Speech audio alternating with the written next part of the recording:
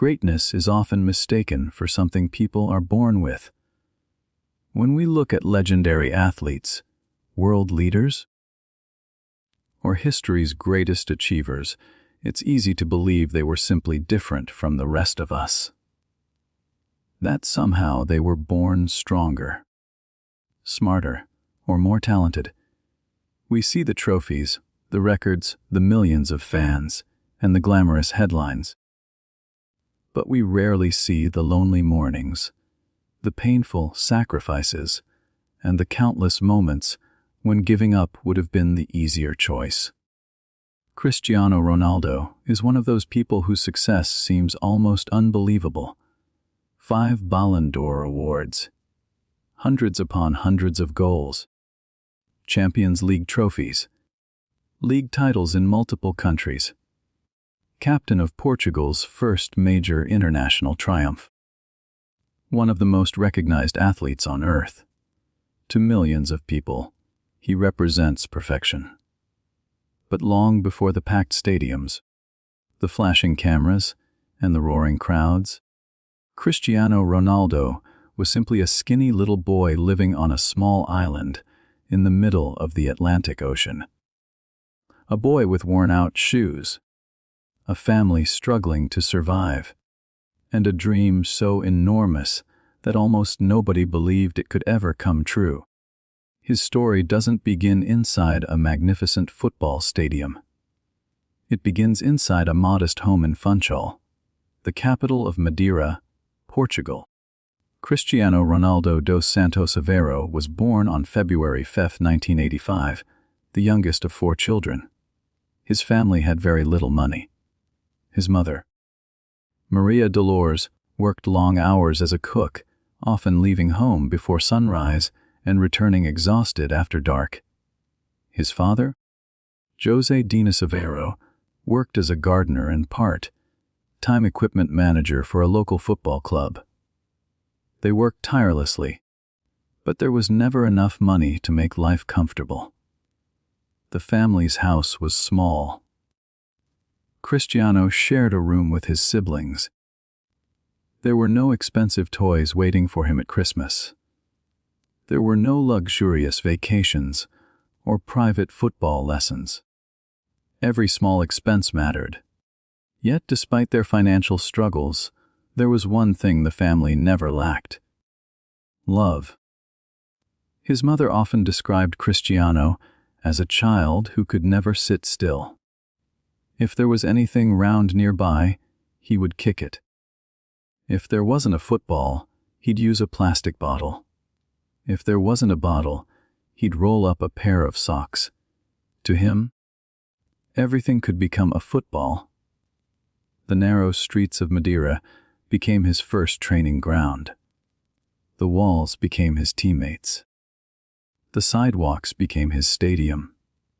For hours, he would kick the ball against a wall, chase it down, and repeat the process over and over again.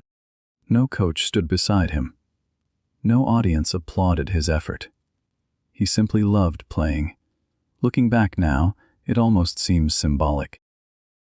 Before millions of people passed him the ball, he first learned by passing it to a wall that never complained and never got tired. Football quickly became much more than entertainment. It became his escape. Whenever life at home felt difficult, whenever his parents worried about money, whenever arguments filled the house, Cristiano found peace with a football at his feet. Inside those moments, the outside world disappeared. By the age of 8, he joined his first youth club, Andorinha, where his father worked as the club's equipment manager. José would prepare the footballs before training sessions, while quietly watching his youngest son race across the field with limitless energy. Cristiano desperately wanted to make his father proud. Even as a child, he hated losing more than most people hated failure itself. If his team lost, he cried. Some adults told him he was too emotional. But those tears didn't come from weakness. They came from belief. He believed he could always do better. He expected more from himself long before anyone else did. Soon, coaches across Madeira began talking about the talented young boy who seemed impossible to stop. Although he was smaller than many other players, his speed, determination, and fearless attitude made him stand out. Before long, he joined Nacional, one of the biggest clubs on the island. The competition became tougher. The defenders became stronger. But Cristiano seemed to enjoy every challenge. Whenever another player outperformed him in training, he didn't complain. He stayed after practice. If everyone else took 50 shots, Cristiano took another 50. If everyone else ran until they were tired, he ran until he couldn't feel his legs. Nobody asked him to. Nobody forced him. He simply believed that improvement belonged to those willing to work longer than everyone else. That mindset would become the foundation of everything he accomplished later in life. When Cristiano turned 12, his life changed forever. Sporting Lisbon, one of Portugal's most respected football academies, invited him for a trial. It was the opportunity every young football player dreamed about. But accepting it came with an impossible choice. If he wanted to chase his dream, he would have to leave Madeira, leave his family, leave his friends, leave everything familiar behind. Most 12-year-olds worry about homework or making new friends. Cristiano boarded an airplane and flew nearly 1,000 kilometers away to a city where he knew absolutely no one. As Madeira disappeared beneath the clouds, excitement slowly gave way to fear. For the first time in his life, he truly understood what sacrifice meant. Lisbon felt like another world. The streets were larger. The buildings seemed endless. The academy was filled with boys from across Portugal, many of whom already knew each other. Cristiano was different. His Madeiran accent immediately attracted attention. Some boys laughed whenever he spoke. Others mocked the way he pronounced words. To them, he wasn't Cristiano Ronaldo. He was simply the island boy. Those first months were incredibly difficult. He missed home every single day. At night, after the lights in the dormitory were turned off, he often cried quietly into his pillow so nobody would hear him. He missed his mother's cooking. He missed his father's voice. He missed the tiny streets where football had once felt so simple. More than once, he wondered if he should go home. Many children probably would have. But every morning, he remembered why he had come. He hadn't left home to be comfortable. He had left home to chase a dream. And he refused to let loneliness defeat him. Instead of arguing with those who laughed at him, he answered them the only way he knew how. On the football field, there, accents didn't matter. Background didn't matter. Only performance mattered. Every training session became another opportunity to prove himself. If another player stayed 30 minutes after practice, Cristiano stayed an hour. If someone practiced 50 shots, he practiced 100. The coaches noticed something extraordinary. Many players possessed talent. Many players worked hard. Very few combined both qualities the way Cristiano did. He demanded perfection from himself. Even after scoring several goals during training, he focused on the one chance he had missed. For him, success was never a reason to stop improving. Then, just as everything seemed to be falling into place, life presented another obstacle. At the age of 15, doctors discovered that Cristiano suffered from a racing heart condition. His heartbeat accelerated abnormally, even when he wasn't exercising. The diagnosis came as a devastating shock. There was a real possibility that his football career could end before it had truly begun. For a teenager whose entire identity revolved around football, the news was terrifying. His mother feared the worst. Cristiano, however, focused on only one question. What do I need to do to come back? He underwent heart surgery. Fortunately, the procedure was successful. Doctors advised him to rest. Cristiano hated resting. Only a short time later, he returned to training with even greater determination than before. The experience taught him something that would stay with him forever. Nothing is guaranteed. Every training session could be your last. Every opportunity deserved everything you had.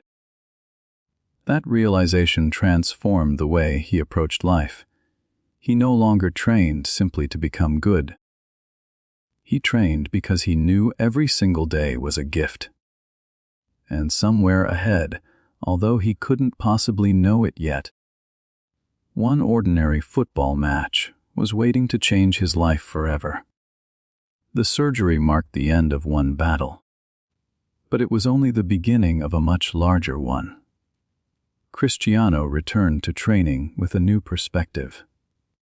Before his heart condition, he had worked hard because he wanted to become a professional football player. After the surgery, he worked hard because he understood that dreams could disappear without warning. Every session mattered.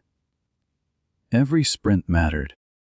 Every minute on the pitch became precious. The coaches at Sporting Lisbon couldn't ignore his progress any longer. While many young players relied almost entirely on natural talent, Cristiano had developed something even more valuable: a relentless work ethic. He was usually the first player to arrive at training, and almost always the last one to leave. If the team practiced finishing, he stayed afterward to take another 100 shots. If they practiced crossing, he remained on the field until darkness forced him to stop. His teammates often wondered why he pushed himself so hard. Cristiano's answer was simple. Someone, somewhere, is training while I'm resting. He refused to let that someone become better than him. By the age of 16, Sporting's coaches began promoting him through the club's youth teams at an incredible pace. He played against older boys who were stronger, heavier, and more experienced, yet he never looked intimidated. Instead, he welcomed the challenge. Every difficult opponent became another opportunity to improve. Before long, he achieved something almost unheard of. Within a single season, Cristiano played for Sporting's under-16, under-17, under-18, reserve team, and eventually the first team. Even inside one of Europe's finest academies, everyone realized they were witnessing something special. Still, outside Portugal, very few people knew his name. That was about to change in August of 2003. Sporting Lisbon was preparing to inaugurate its brand new stadium with a friendly match against one of Europe's biggest clubs, Manchester United. For Sporting, it was a celebration. For Cristiano, it was an audition. Standing across the field were players he had watched on television for years: Roy Keane, Ryan Giggs, Paul Scholes, Ruud van Nistelrooy. These weren't just footballers, they were legends. Most 19-year-olds would have been nervous. Cristiano felt something different: opportunity. From the opening whistle, he attacked without hesitation. Every time he received the ball, he drove directly at Manchester United's defenders. His speed caught them off guard. His footwork left experienced professionals scrambling to recover. He played with the confidence of someone who had absolutely nothing to lose. Again and again, he beat his defender. Again and again, he forced Manchester United to change their shape. The crowd inside the stadium rose to its feet every time the young Portuguese winger touched the ball. Even though Sporting won the match, something far more important happened after the final whistle. Inside Manchester United's dressing room, several senior players approached their legendary manager, Sir Alex Ferguson. The message was almost identical. "We have to sign that kid." It wasn't a carefully planned transfer. It wasn't months of negotiations. Sometimes greatness is so obvious that decisions become easy. Sir Alex Ferguson trusted what he had seen with his own eyes. Only a few days later, Cristiano Ronaldo officially became a Manchester United player. For the second time in his young life, he packed his belongings and moved to a completely new country. This time, the destination was England, the home of the fastest and most physical football league in the world. The Premier League wasn't known for being kind to young players. Every week brought bigger defenders, faster matches, louder stadiums, and relentless media attention. When Cristiano walked into Manchester United's training ground for the first time, he felt like the youngest student entering a classroom full of masters. Everywhere he looked stood players whose careers he admired. Roy Keane's leadership, Ryan Giggs' consistency, Paul Scholes' intelligence, Ruud van Nistelrooy's finishing. He had dreamed of reaching this level. Now he had to prove he belonged. Then came another surprise. Sir Alex Ferguson handed him one of football's most iconic shirt numbers. Number 7. The same number worn by club legends such as George Best, Brian Robson, Eric Cantona, and David Beckham. Cristiano hesitated. He reportedly asked for a different number because he didn't think he had earned such responsibility. Sir Alex smiled and refused. He believed the young Portuguese was ready. Sometimes the greatest gift another person can give you is belief, especially when you're still learning to believe in yourself. The pressure was enormous. Every match, millions of people watched his every touch. Some fans loved his confidence. Others criticized him for using too many tricks. The English media questioned whether he was too flashy. Some pundits claimed he would never become a complete footballer. Cristiano listened. Then he went back to training. Criticism didn't make him angry. It made him curious. If they're right, he thought, what do I need to improve? That question became the foundation of his career.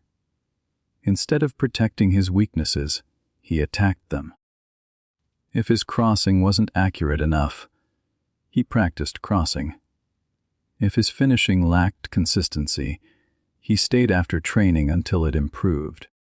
If his left foot wasn't strong enough, he trained it relentlessly. Day after day, week after week, month after month. While many players relied on talent to carry them through difficult moments, Cristiano relied on preparation. Because confidence doesn't come from wishing. It comes from knowing you've done the work. And slowly, almost without anyone noticing, the skinny teenager from Madeira began transforming into one of the most dangerous players in Europe. His goals became more frequent. His decisions became smarter. His body became stronger. His confidence grew with every challenge he overcame. But just as his football career was reaching new heights, life was about to deliver the most painful loss he had ever experienced. The phone call came unexpectedly. Cristiano had just begun establishing himself as one of Manchester United's brightest young stars when he received the news that every son fears. His father, José Dinasavero, had died. He was only 52 years old. Years of alcohol addiction had taken a devastating toll on his health, and despite all the success Cristiano was beginning to achieve, there was one thing he could never change: time. When he was a little boy in Madeira, his father had been the man who prepared footballs before local matches. He had quietly watched his youngest son chase every loose ball as if it were the most important moment of his life. José had believed in Cristiano long before the rest of the world did. But he would never live long enough to see the full story unfold. He would never watch his son lift the Ballon d'Or. He would never stand inside the Santiago Bernabéu as 80,000 fans chanted Cristiano's name. He would never witness Portugal become European champions. Years later, Cristiano admitted that this remained one of the greatest sadnesses of his life. His father saw the beginning, but he never saw the ending. Grief changes people. For some, it becomes a reason to stop. For others, it becomes a reason to keep moving. Cristiano chose the second path. Instead of allowing pain to consume him, he poured every emotion into football. Every sprint became more intense. Every training session carried greater purpose. Every goal became a silent tribute to the man who had first introduced him to the game. By the 2007-2008 season, the transformation was impossible to ignore. The young winger, known for dazzling tricks, had become something much more dangerous. He wasn't simply entertaining. He was unstoppable. His decision-making improved dramatically. His finishing became ruthless. His pace terrified defenders. His leap seemed almost impossible, allowing him to outjump players several inches taller than himself.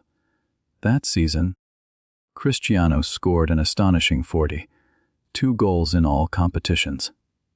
For a winger, those numbers were almost unimaginable. Manchester United won both the Premier League and the UEFA Champions League. Cristiano finished the season as Europe's top scorer. Soon afterward, he stood on football's biggest individual stage and accepted the Ballon d'Or for the very first time. For most players, reaching the top of the mountain would have been enough. After all, he had become the best player in the world. He had won football's highest individual honor.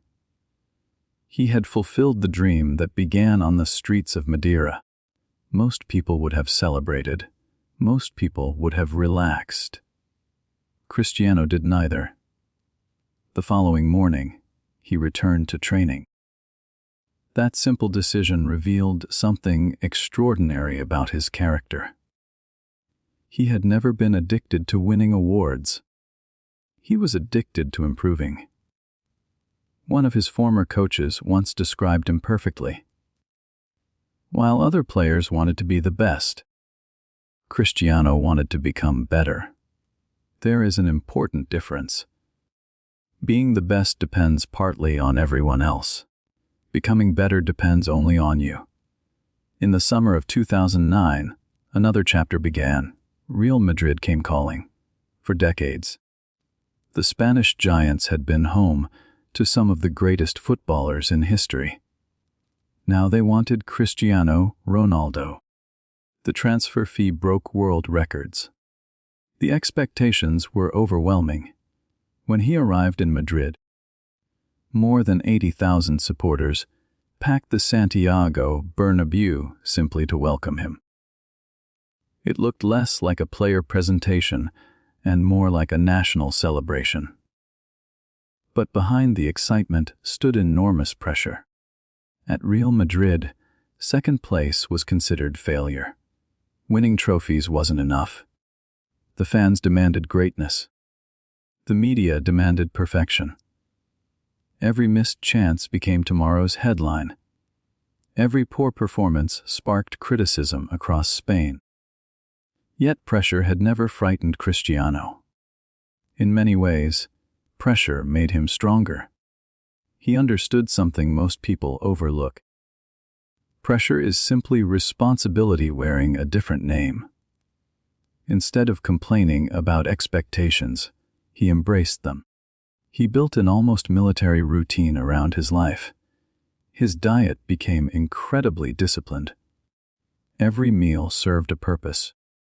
Every workout followed a plan. Sleep became part of his training. Recovery became just as important as practice. His teammates often joked that Cristiano treated his body like a Formula One racing car. Nothing was left to chance. People sometimes assume confidence appears magically. Cristiano's confidence came from preparation. He knew how much work he had invested. He knew how many extra hours nobody had seen. That gave him a quiet belief that couldn't easily be shaken. Then came one of football's greatest rivalries.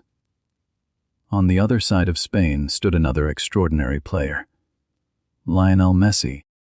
For more than a decade, football fans around the world debated the same question. Who was greater? Messi or Ronaldo? The discussion became endless. Television shows debated it. Friends argued about it. Entire countries took sides.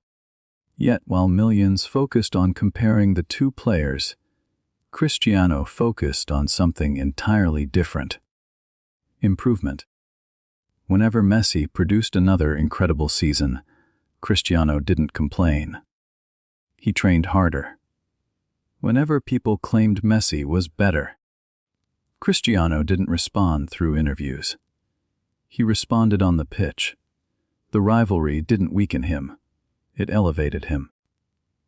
Because true competitors don't fear greatness in others. They allow it to reveal greater potential within themselves. Season after season, Cristiano continued rewriting football history. Goals arrived in numbers that seemed impossible. Champions League records disappeared. Knockout matches became his stage. When the pressure reached its highest point, he often performed at his very best. People began giving him a nickname, Mr. Champions League. It wasn't just because he scored so many goals. It was because the biggest occasions never seemed too big for him. While others felt fear, Cristiano saw opportunity. He had been preparing for moments like these his entire life. From the lonely streets of Madeira, to the empty training pitches after sunset, to the countless hours nobody ever filmed. Everything had been preparing him for football's brightest lights.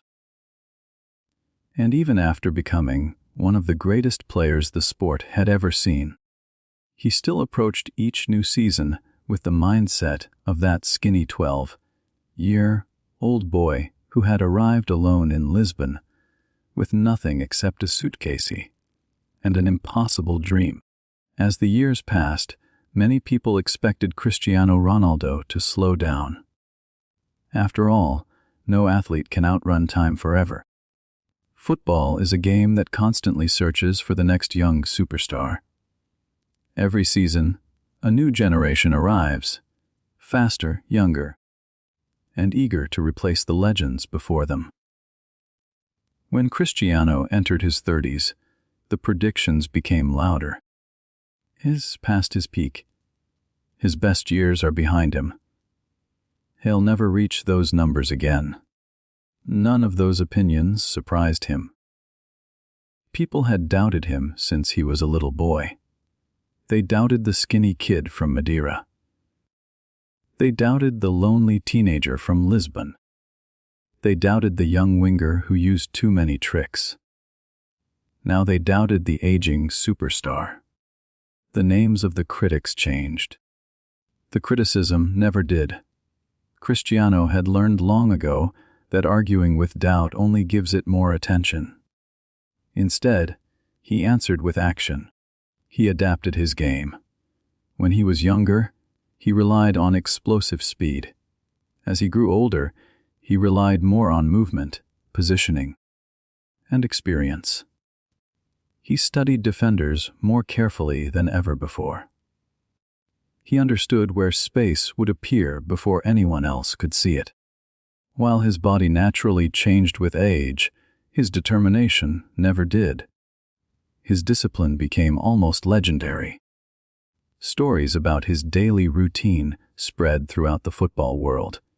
He rarely drank alcohol. He followed a carefully planned diet. He treated sleep as seriously as training, ice baths, recovery sessions, strength training, flexibility exercises. Every detail mattered. Some teammates laughed at how strict he was. Others eventually copied his habits. Cristiano understood something that many people overlook. Success isn't built by doing extraordinary things once. It's built by doing ordinary things extraordinarily well, every single day. That philosophy allowed him to continue competing at the highest level long after many expected him to decline. Then came another challenge. After achieving nearly everything possible in Spain, he made another bold decision. He left the comfort of Real Madrid and joined Juventus in Italy. Many people questioned the move. Why leave when you are already a legend? Cristiano's answer was never spoken directly. It was reflected in every decision he made throughout his life. Growth requires new challenges. Once again, he entered a different country, a different league, a different culture. And once again, he succeeded. He helped Juventus win league titles while continuing to score goals at an astonishing rate. Years later, he returned to Manchester United, the club where he had first become a global superstar. The fans welcomed him like a hero returning home. Old Trafford erupted with emotion. For many supporters, it felt as though time had turned back. Even after all those years, Cristiano continued finding ways to deliver unforgettable moments. But football, like life, never stands still. Eventually, another chapter began.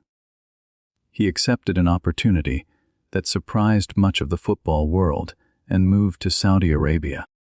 Some critics questioned the decision. Others believed it marked the end of his career. Cristiano viewed it differently. Throughout his life, he had never allowed other people to decide what success should look like. He continued doing what he loved: competing, scoring, leading, inspiring. Wherever he played, one thing remained remarkably consistent. Children still filled stadiums wearing his number. Young athletes still copied his famous "Seu" celebration. Millions of people still woke up every morning inspired by his relentless pursuit of excellence. Because Cristiano Ronaldo had become something larger than football, he had become proof of what discipline can accomplish. Today, when people talk about Cristiano Ronaldo, they often begin with numbers, goals, trophies, records, awards. Those achievements are extraordinary, but they are not the true heart of his story. The real story is about a boy who refused to let his circumstances define him. A boy who grew up in a house where money was scarce but hope was abundant. A 12-year-old who cried himself to sleep because he missed his family, yet woke up every morning determined to keep chasing his dream. A teenager who faced heart surgery instead of giving up. A young man who lost his father before achieving his greatest successes, yet transformed grief into motivation. An athlete who never stopped improving even after becoming the best in the world. People often ask what separates extraordinary individuals from everyone else. Is it talent? Talent certainly helps. Cristiano Ronaldo was gifted, but history is filled with gifted people whose potential was never fulfilled. Talent opens doors. Character determines whether you walk through them. Cristiano's greatest strength was never his speed. It wasn't his jump. It wasn't his powerful shot. It was his willingness to do what most people are unwilling to do. To practice after everyone else had gone home. To wake up early when nobody was watching. To sacrifice comfort for progress. To continue believing when success still seemed impossibly far away. Perhaps that's why his story resonates with so many people around the world. Because very few of us dream of becoming football players, but all of us face moments when life asks the same difficult question. Will you quit? Will you surrender after failure? Will you allow criticism to define you? Will you let fear decide your future? Cristiano Ronaldo answered those questions the same way throughout his entire life. Again and again and again. He chose to continue. The little boy who once kicked a worn-out football through the narrow streets of Madeira could never have imagined the millions of people who would one day chant his name. But perhaps he understood something even more important than fame. That greatness isn't created overnight. It's built quietly, one practice at a time, one sacrifice at a time, one difficult decision at a time, one more step forward when every part of you wants to stop. In the end, Cristiano Ronaldo's greatest legacy isn't the trophies displayed in museums or the records written in history books. His greatest legacy is the reminder that where you begin does not determine where you can finish. You don't have to be born into wealth. You don't have to come from a famous family. You don't have to have the perfect start. You only have to keep moving forward. Because somewhere between talent and greatness, between dreams and reality, between an ordinary life and an extraordinary one, there is a single decision that changes everything. The decision to never give up.